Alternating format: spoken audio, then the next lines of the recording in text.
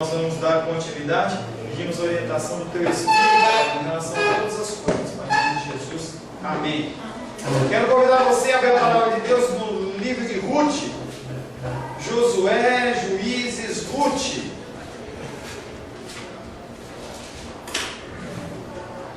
Josué, Juízes, Ruth. Ruth. 191. Nós vamos ler Ruth, do verso 1 ao verso 1 ao 5.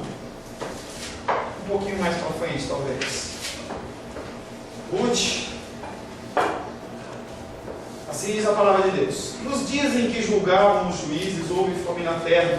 Um homem de Belém de Judá saiu a habitar na terra de Moabe com sua mulher e seus 2 filhos. Este homem se chamava Elimeleque e sua mulher Noemi. Os filhos se chamavam Malom e Quilion, efrateus de Belém de Judá. Vieram à terra de Moabe e ficaram ali.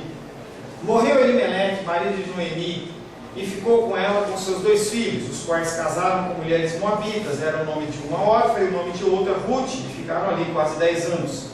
Morreram, porém, ambos, Malom e Quilion, ficando assim a mulher desamparada de seus 2 filhos e de seu marido.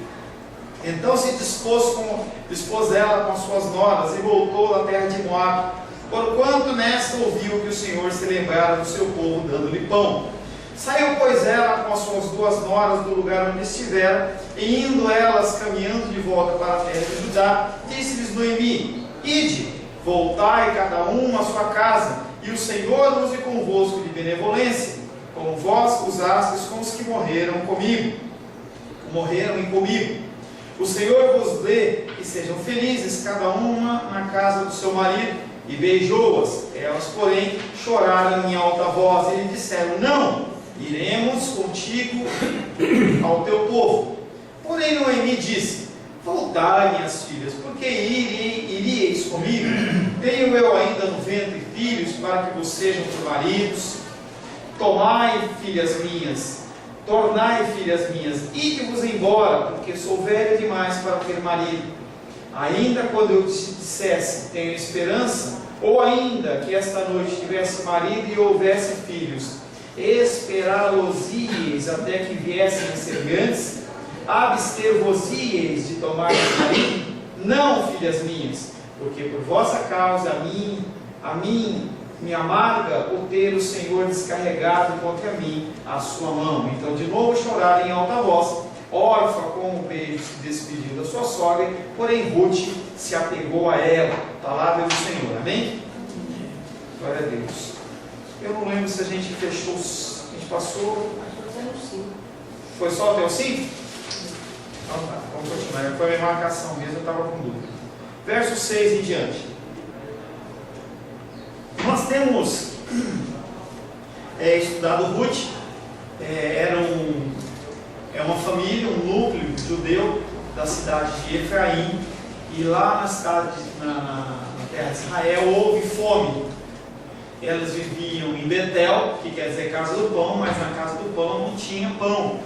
Então eles saíram dali e foram para Moabe. Lá em Moabe estava tendo alimento e eles foram para lá. Chegaram lá como estrangeiros e logo no começo, pelo menos dá a entender, morre o pai da família, o patriarca Elimeleque. Elimeleque morre, mas Noemi, ela continua com seus 2 filhos, Malom e Quilion. Não havia problema, houve a tristeza da perda, mas ela tinha quem cuidasse dela.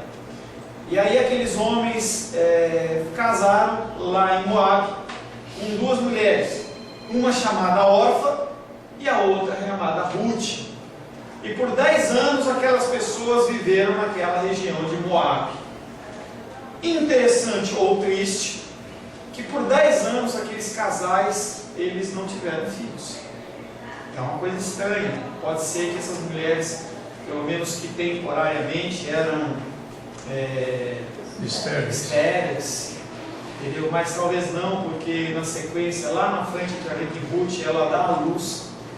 Então não dá para saber se ela era estéril ou ficou estéril, porque a gente vê em passagens da Bíblia em mulheres como, por exemplo, Rebeca, Sara eram mulheres que eram estéreis e que depois vieram dar à luz com o cumprimento do propósito do Senhor. Mas o que importa é que por 10 anos aqueles homens coabitaram com as suas mulheres e não geraram filhos. A palavra de Deus não especifica como, onde e porquê, mas a história é: Malom e Quilion morreram. E aí aquelas mulheres, elas se encontraram numa posição muito difícil, porque elas estavam numa terra, em especial Noemi, estava numa terra estrangeira. Orfa e Ruth haviam casado com estrangeiros, os moabitas não se davam com o povo de Israel. Não sei qual era o grau de relacionamento da sociedade com aquelas mulheres. E aquelas mulheres, elas encontram uma seguinte situação: quem vai nos sustentar? Não é que nem hoje, que a mulher ela pode trabalhar, pode resolver uma coisa, resolver outra, fazer uma coxinha, lavar uma roupa, cuidar de criança. Não havia o trabalho feminino.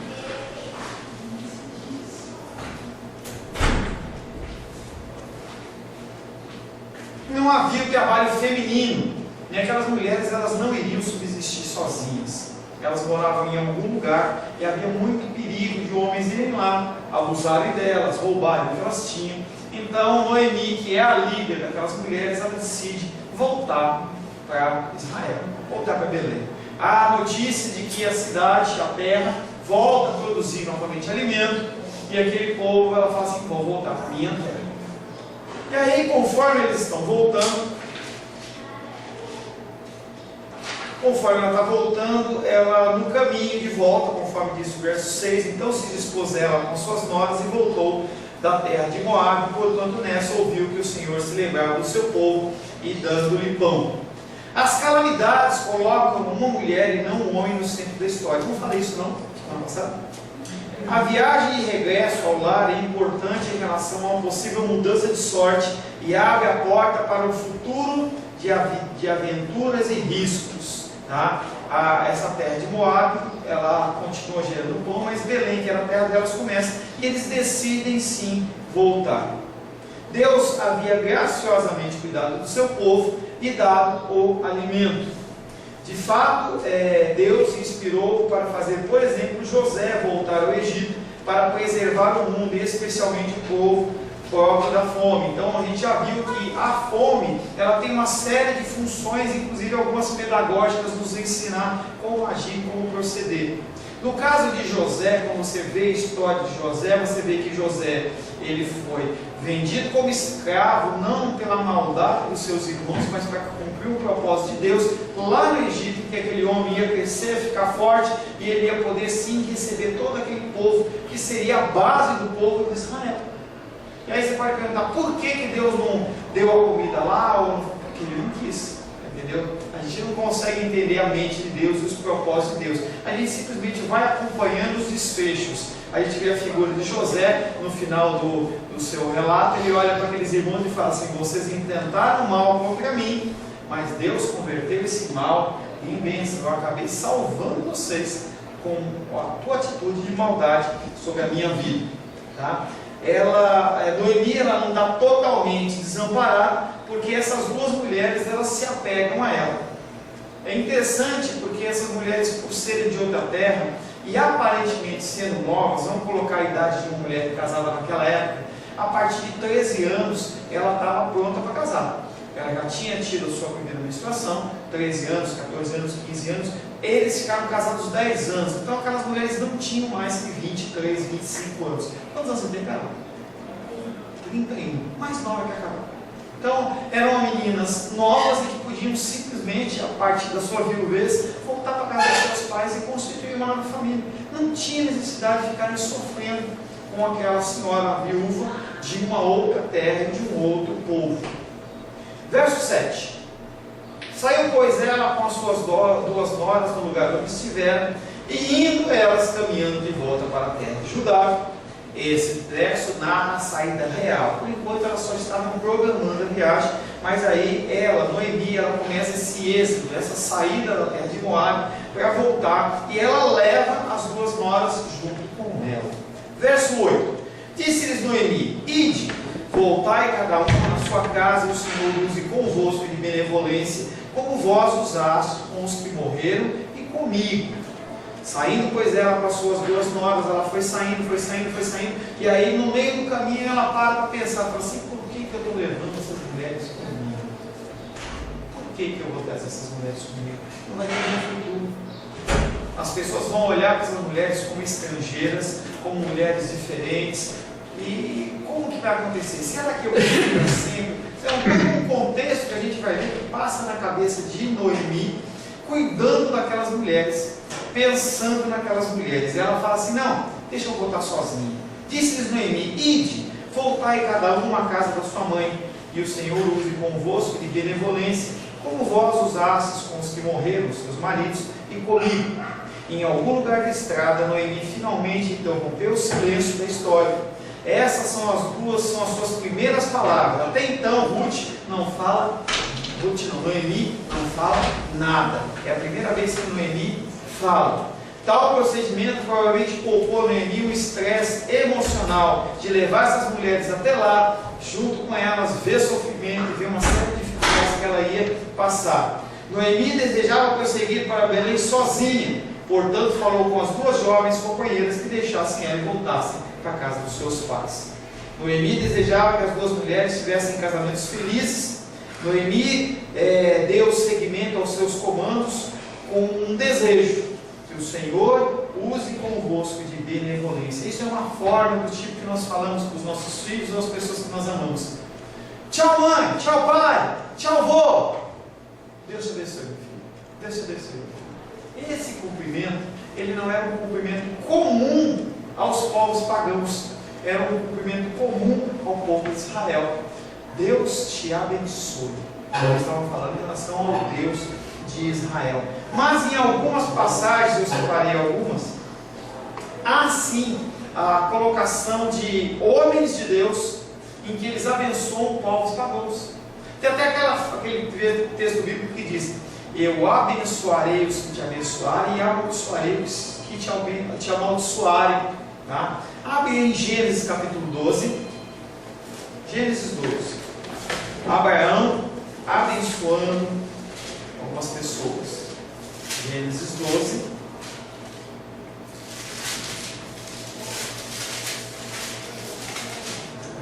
Conhecendo a Bíblia, as coisas rolam. De 10 a 16. Alguém pode ler, por gentileza? Gênesis capítulo 12, versos de 10 a 16. Havia fome naquela terra. Desceu, pois, Abrão ao Egito para ir ficar, porquanto era grande a fome na terra. Quando se aproximava do Egito, quase por entrar, disse a Sarai sua mulher: ora, bem sei que és mulher de formosa aparência. Os egípcios, quando te virem, vão dizer: é a mulher dele, e me matarão, deixando-te convida. Disse, pois, que és minha irmã, para me considere por amor de ti, e por tua causa me concede a vida. Vendo Abrão, entrado do Egito, viu os egípcios que a mulher é sobremaneira formosa. Viram-na os príncipes de Faraó e gabaram-na junto dele. E a mulher foi levada para a casa de Faraó. Este, por causa dela, tratou bem Abrão, o qual vendeu ovelhas, bois, jumentos, escravos, jumentas e família. Mas... Não, até aí. E aí, na sequência desse texto, o Faraó, ele percebe que Sarai é mulher de Abrão, pelo jeito dele proceder. E aí ele olha para aquele homem e fala assim: você está louco? Versos 8. Você está querendo trazer uma maldição sobre a nossa família, sobre a nossa casa. E aí, na sequência, entendeu? Aquele povo que as mulheres começaram a ficar estéreis por causa daquela colocação, aquele jeito que Abraão procedeu e Faraó deu a sequência tomando Sarai como mulher. Depois que ele retorna a sua esposa, retorna Sarai para Abraão, ele abençoa aquelas pessoas e elas voltam a gerar filhos. Tá? Também aparece essa história lá em Gênesis 20, 1 a 17, num contexto semelhante a esse. Uma experiência também semelhante em que as pessoas estão com fome e vão para o Egito, no caso de Ruth e no caso de Noemi, que elas vão para Moab.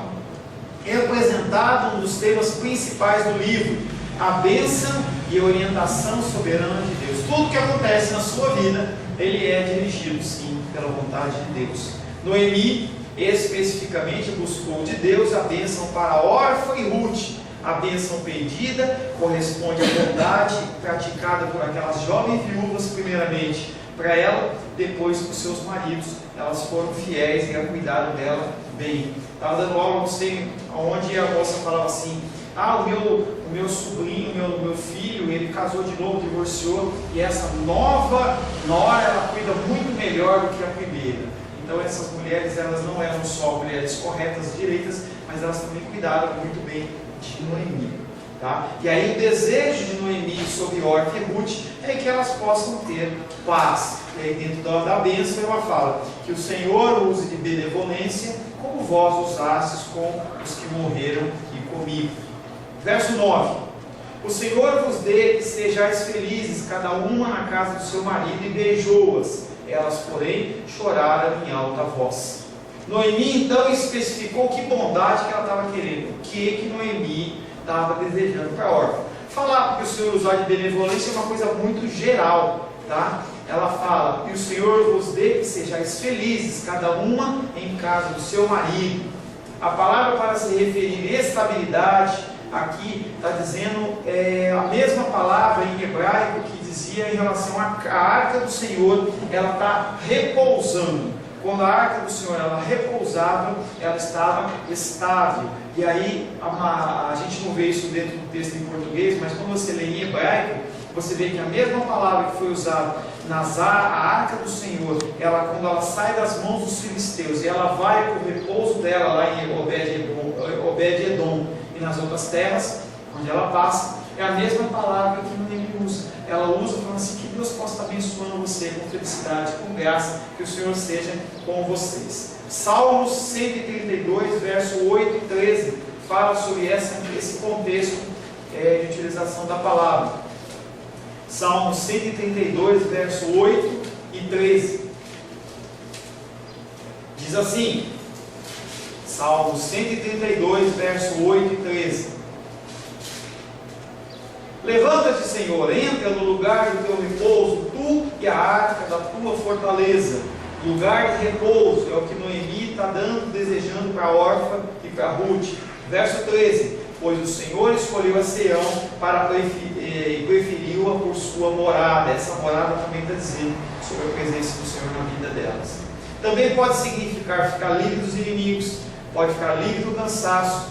Em essência, sugere a permanência num lugar fixo, com segurança e livre de ansiedade, ansiedades que ela iria sim passar se ela tivesse junto com Noemi. Ela ia passar necessidades, ia passar angústias, talvez até passar fome. Noemi pedia que Deus desfizesse com que Orfa e Ruth viessem a conhecer moços que se tornassem seus esposos e elas pudessem sim ser cuidadas. E aí, no fim, elas se reuniram, se abraçaram, se beijaram e choraram em alta voz, como se estivessem já preparando uma separação. Verso 10: as duas olham para ela e falam assim: não, pelo contrário, nós iremos contigo ao teu povo. No meio do luto, as mulheres mais jovens ofereceram de novo um protesto. Elas então inverteram a própria ordem de Noemi com a afirmação de que iriam voltar com ela para o seu povo, para dizer: não, nós não vamos embora, nós vamos voltar com você, com o teu povo. Você olha naquelas mulheres o caráter muito cuidador da vida de Noemi. Por isso que você vê que a expressão dela em relação a essas duas mulheres é uma expressão de muita preocupação. E aí no verso 11, Noemi replica, ela vai dar a resposta. Porém Noemi disse: voltai, minhas filhas, por que vão comigo? Tenho eu ainda no ventre filhos para que sejam por vós sejam por maridos? E aí ela invoca uma lei que chamava lei do levirato, que eu já expliquei para vocês. O que era a lei do levirato? Se eu tenho uma minha esposa, e aí o meu irmão, ele é casado, e aí ele morre, eu sou obrigado a tomá-la para cuidar dela, tomo-a como esposa, e aí eu gero filhos através dela para dar continuidade com a linhagem do meu irmão. Chamava lei do levirato. que as mulheres elas não ficassem abandonadas. Era um jeito de cuidar das viúvas, tá? Hoje, no nosso contexto ocidental, é uma coisa mais estranha, mas naquela época era um conceito muito propagado, tá? E ela fala assim: tenho eu ainda no ventre filhos para que possam ser seus maridos? Ela fala: não tenho. Verso 12: tornai, filhas minhas, ide-vos embora, porque eu sou velha demais para ter marido. Ainda quando eu dissesse, tenho esperança, ou ainda que esta noite tivesse marido e houvesse filhos. Uma última vez, Noemi tentou defender o seu ponto. Voltem daqui, minhas filhas, vão, retornem. Ela apelou emocionalmente por aqueles laços de ternura, chama elas de filhinhas, filhas minhas. Estou cuidando de você, eu sei o que é melhor, vão embora. E aí ela pega e fala também, por que ela iria casar de novo? Ela é velha, ninguém ia querer casar com ela. Mesmo que ela casasse, ela gera filhos. Toda uma série de dificuldades. Ela, como mulher idosa, ela precisaria primeiramente encontrar um homem que quisesse casar com ela, e depois disso, como que ela ia gerar se ela já tinha passado da idade de gerar novos filhos? Verso 13, ela completa: mesmo que eu case, mesmo que eu consiga gerar filhos. Verso 13: vão esperar até que eles venham ser grandes? Vocês vão se abster de tomar marido? Ou melhor, vocês vão ficar aí sem ter relação sexual? Vocês vão esperar quanto tempo para que esses homens casem? Não, filhas minhas, porque por vossa causa a mim me amarga o ter o Senhor descarregado contra mim a sua mão. E aí Noemi, ela lança uma murmuração forte. Ela está falando que a amargura dela veio de Deus. E ela começa já a mostrar que a vida dela é uma vida amarga. Lembrando que Noemi quer dizer doce, quer dizer alegre. E aí ela já está falando que não, ela até era isso, mas Deus mudou a sorte dela para um status de amargura. Com duas perguntas feitas, Noemi finalmente chegou à sua conclusão. Mesmo que ela fosse idosa, ela não vai gerar filhos, e mesmo que ela gere, as pessoas delas não vão esperar que esses homens cresçam e estejam prontos para casar. E mesmo que cresçam, quem disse que eles vão querer casar com elas? Tá? Elas iriam demorar mais 15 anos, 20 anos, aquelas mulheres iam ter 40, 50 anos, e aqueles homens com 20 anos não iam ter casar com aquelas mulheres. Não necessariamente, tá? Não há dificuldade com isso, mas poderia haver essa possibilidade. Verso 14: então de novo choraram em alta voz. Orfa, com um beijo, se despediu da sua sogra, porém Ruth se apegou a ela. O longo e forte discurso de Noemi encontrou no coração de Orfa abrigo. E aí ela foi convencida. E elas choraram em alta voz, e Orfa falou assim: bom, você me convenceu, minha sogra. Estou indo embora. Bye bye. Tchau, tchau. Estou indo. Tá? As duas mulheres choraram em alta voz. Essa expressão chorar em alta voz quer dizer um sentimento de muita tristeza. Não quer dizer necessariamente que elas choraram, mas essa expressão quer dizer que houve uma grande sensação de comoção e tristeza naquele meio. Aquela mulher já era como se fosse uma mãe para elas. Orfa obedeceu a Noemi, optando pela probabilidade de uma vida normal em Moab, em vez do risco de se aventurar com as outras duas mulheres. Porém, Ruth se apega a ela. Quanto mais Noemi tenta afastar Ruth, mais Ruth fica perto de Noemi. O gesto de Ruth se assinalou pelo compromisso de abandonar as suas raízes moabitas para ficar com Noemi permanentemente.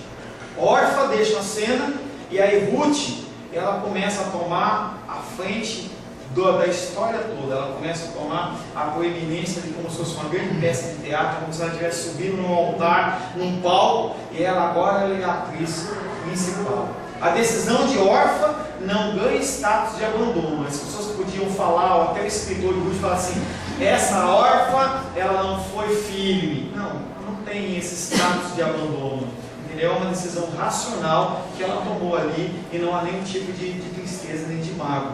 Na verdade, a sua saída merece algum louvor, porque ela, como sendo filha, ela foi obediente ao conselho sábio da sua mãe, Noemi. Sua vida poderia ter um futuro, e sim, lá na frente ela dá testemunho de que ela foi abençoada pela vida de Noemi. Era um testemunho positivo, tá? Havia sim a possibilidade de um testemunho positivo. Ela poderia casar, ter filhos e falar assim: olha, houve essa história e essa mulher, ela abriu mão da minha companhia para que eu pudesse estar aqui. Ruth é um modelo de fé que se aventura, de quem está disposto a abandonar tudo para um território desconhecido. Parece até a figura de Abraão. Só que tem um detalhe: Abraão ele tinha uma promessa de Deus, e Ruth não tinha promessa nenhuma. Ela simplesmente seguiu um impulso do coração, e mais do que isso, uma direção divina, sem haver nenhum tipo de manifestação sobrenatural. É possível entender Orfa, e é preciso imitar a Ruth. Quando nós olhamos o exemplo de Orfa e olhamos o exemplo de Ruth, a gente olha para Orfa e fala assim: o que Orfa fez é racional, eu consigo entender a decisão dela. Mas quando a gente vê Ruth, a gente vê que o exemplo dela é melhor do que o de Orfa. Em vez de entender, a gente tem que imitar. O que Ruth está fazendo? Ela está abrindo mão de tudo em prol da vida daquela mulher. Nós somos chamados como cristãos a morrer. As pessoas, quando veem para o cristianismo, elas não querem morrer. As pessoas, quando veem para o cristianismo, elas acham que é mais um lugar onde elas vão ter as suas necessidades satisfeitas. Venha para a igreja que aqui você vai ser curado. Vem para a igreja que você vai receber dinheiro. Vem para a igreja que você vai conseguir isso, conseguir aquilo outro. Sendo que a cruz é o caminho do cristão.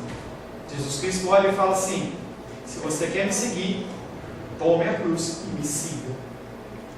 Morra a sua vontade, a libertar. Morra. O exemplo de Ruth aqui é exatamente esse. Ela tinha tudo para fazer, para ser feliz, mas ela não está preocupada em ser feliz, e sim, mesmo que não saiba, cumprir o propósito divino, andar com aquela mulher. E ela viria a ser a mãe, entendeu, do pai de Davi, que vem da linhagem de Jesus. Aquela mulher que era moabita, ela é inserida na linhagem divina do Senhor, por uma situação em que ela se submete. Ela não olha para a sua necessidade, não olha para o próprio desejo dela, mas ela olha para o maior. A gente estava falando sobre o mandato da criação, sobre o cuidado do alimento. Às vezes você vai te demandar mais trabalho, entendeu? Fazer panelas menores de arroz, ou fazer menos comida por vez, ir mais vezes no mercado, mas você vai estar, apesar do seu esforço físico, você vai estar cumprindo um mandato da criação, você vai estar cumprindo um propósito de Deus. Noemi, ela olha para Ruth, e Ruth está cumprindo um propósito de Deus na criação. Disse Noemi: eis que a tua cunhada, ela não desistiu ainda de mandar Ruth embora. Disse Noemi: eis que a tua cunhada voltou ao seu povo e aos seus deuses, também tu volta agora após a tua cunhada. Além do emocional, ela também chama a atenção de Ruth em relação ao Deus que ela servia. O Deus que ela servia não era o Deus de Israel, era um Deus chamado Camus, era o Deus dos Moabitas. Esse Deus Camus, ele exigia adoração dentro dos princípios. E essa mulher fala assim: você vai caminhar além da possibilidade de ser feliz, além da possibilidade de ser mãe, além da possibilidade de ser alimentada e cuidada, você também vai abandonar o seu Deus. Eis que a tua cunhada voltou ao seu povo e aos seus deuses, também tu volta após a sua cunhada. Ela quer pela última vez tentar convencer aquela mulher, aproveitar que ela ainda talvez estivesse vendo a órfã ir embora, e ela mudasse o coração dela e ela pudesse seguir o seu caminho. Verso 16: não tem jeito, Noemi, não me instes, não tenta me convencer para que eu te deixe, não me obrigue a não seguir-te, porque aonde quer que fores, irei eu, onde quer que pousares, ali pousarei eu. O teu povo é o meu povo e o teu Deus é o meu Deus. Ela dificulta um pouco mais a situação, falando para aquela mulher, para Noemi, que ela não adianta querer insistir, não adianta falar, não adianta querer trazer uma série de conceitos de persuasão humana, porque ela já decidiu que ela vai seguir, e aonde ela ficar, ela fica. Onde ela parar, ela para. Além de tudo, o povo dela não é mais os moabitas. O povo dela agora é o povo de Israel. O meu Deus não é mais o Deus Campos, o meu Deus agora é o Deus de Israel. Mesmo que eu ainda não conheça ele muito bem, ele passa a ser o meu Deus. Ruth faz a sua declaração final. Ao invés de soltar o braço de Noemi e ir atrás de Orfa, ela fala: para de querer mudar o que eu estou falando. Onde quer que o futuro nos leve, eu vou ficar ao seu lado. Independente do que acontecer, eu estou ao teu lado. Parece a declaração que os casados fazem. Estou com você na saúde e na doença, Carol.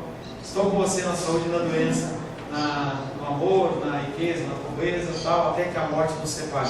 É o que a Ruth está começando a fazer o show. Você vai ver no verso 17 que ela vai entrar nesse time. Até que a morte nos separe, e ela vai além. Tá? Qualquer que tenha sido a motivação dela ou o seu conhecimento do Deus de Israel, ela voluntariamente abandonou a família, os ambientes que ela conhecia e as suas tradições religiosas, simplesmente para seguir Noemi. A renúncia de Ruth já prefigurava o ensino de Jesus. Jesus Cristo fala aí: se você não abandonar seu pai, se você não abandonar sua mãe, se você não abandonar suas coisas em detrimento de mim, você não é digno de mim. Mateus capítulo 8, verso 21. Mateus 8, 21. Abre aí.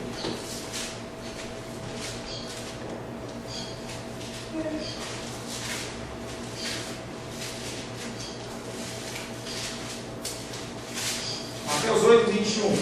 E um dos discípulos lhe disse: Senhor, permite ir primeiro sepultar o meu pai. Replicou-lhe Jesus: segue-me e deixa os mortos sepultar os seus mortos. Deixa as pessoas e me segue. Ainda em Mateus capítulo 10, verso 37, ele fala: quem ama o seu pai ou a sua mãe mais do que a mim não é digno de mim. Quem ama seu filho ou sua filha mais do que a mim não é digno de mim. Mateus 19, verso 29.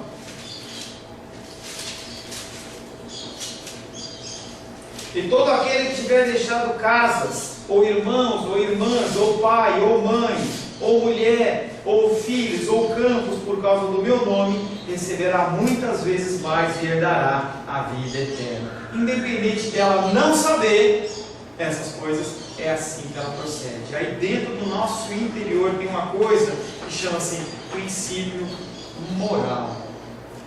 Quando você vai lá comprar o carro, daqui a pouquinho o carrinho novo da Lourdinha está chegando, aí tem uma série de itens de fábrica. O carro vem com pneu, o carro vem com volante, vem com vidro, vem com capô, vem com motor, vem com uma série de coisas. E você também tem alguns itens que vêm de fábrica. Quando Adão e Eva pecou no jardim do Éden, uma coisa ela foi inserida em você como item de fábrica: discernimento do bem e do mal. Ou seja, você sabe que uma coisa é certa e que é errada, mesmo sem ler a palavra de Deus. Você tem o sentimento. Eu não preciso falar para você, criar uma lei para dizer para você que matar uma pessoa é errado. Eu não preciso criar uma lei para dizer para você que mentir não é correto. Essa coisa é uma coisa que já está dentro do teu coração. É uma lei moral. Provavelmente isso já existia na vida de Ruth, aumentado por um propósito de Deus na vida daquela mulher, que era que ela continuasse com Noemi, que ela continuasse, entendeu, até a terra de Belém, e pudesse ter todo o desfecho da história que a gente conhece, mas que a gente vai ver passo a passo. Deus, ele nos chama para cumprir propósitos esses que muitas vezes nós temos que abrir mão da nossa vontade e do nosso querer. Como é difícil, pastor, eu abrir mão da minha vontade. O legal mesmo é eu fazer o que eu quero. Só que a partir do momento que você aceitou Jesus como Salvador, ele também passou a ser o seu Senhor. Ele manda e você obedece. As pessoas têm dificuldade com isso e falam: eu não sou escravo, eu sou filho. Você é filho, mas você não tem mais vontade. Você faz o que o Senhor manda, você tem que obedecer o que Ele quer que você faça. Amém, queridos? Amém. Glória a Deus. A paz seja convosco. Meu nome é Paulo César Eu sou pastor da Igreja Cristã Semente de Vida, aqui em Brasília, Distrito Federal. Me alegro que a palavra tenha te alcançado. A palavra faz isso, ela alcança as pessoas aonde quer que elas estejam. E você foi agraciado com esta palavra. Não que eu tenha nada especial a te dizer. A palavra ela é suficiente e ela usa quem ela quer. E eu me alegro por ter sido um canal para poder te abençoar. Mas eu quero te dizer que não basta você ser um ouvinte, não basta ser uma pessoa que se alegra quando você ouve a palavra de Deus. A vida ela é feita de decisões. Se você está ouvindo esta palavra hoje, eu creio que o Espírito Santo tem um propósito especial com você. Muito mais do que prosperidade, muito mais do que uma cura física, uma cura emocional ou espiritual, Ele quer te alcançar para a vida eterna. Nós investimos nosso tempo, nós investimos as nossas forças em coisas terrenas, mas o Senhor ele tem muito mais a oferecer. Ele tem sim para você a cura, Ele tem sim para você a prosperidade, mas Ele tem muito mais que isso. Submeta-se a um Deus que Ele é capaz de mudar e transformar a sua vida por completo. Creio que o Espírito Santo ele é capaz de tocar o teu coração. Quero pedir que você curve a sua cabeça. Senhor, em nome de Jesus, coloco na tua presença essa vida que ouve esta ministração, que ouve esta palavra. Pai, eu não tenho capacitação nenhuma, mas o teu Espírito ele é capaz sim de tocar nesta vida, gerar nela mudança, transformação, arrependimento, e que ela possa simplesmente bater no peito, convencendo-se que é pecadora e que precisa de um Deus salvador. Não há um caminho a ti, meu Deus, que não seja através de Cristo. E eu lhe peço, Pai querido, que você alcance essa vida e ele possa sim tomar uma decisão pessoal pelo Senhor, em nome de Jesus. Amém. Amém, meu querido. Amém, minha querida. Fico contente que você esteja ouvindo essa ministração até o fim. E peço que você não se limite a ouvir os cultos pela internet. Você procure perto da sua casa uma igreja, um lugar que proclame a palavra do Senhor. Eu oro para que o Espírito Santo te direcione nessa busca, porque muita coisa tem sido oferecida que não é o Evangelho. Eu abençoo a sua vida em nome de Jesus. Amém.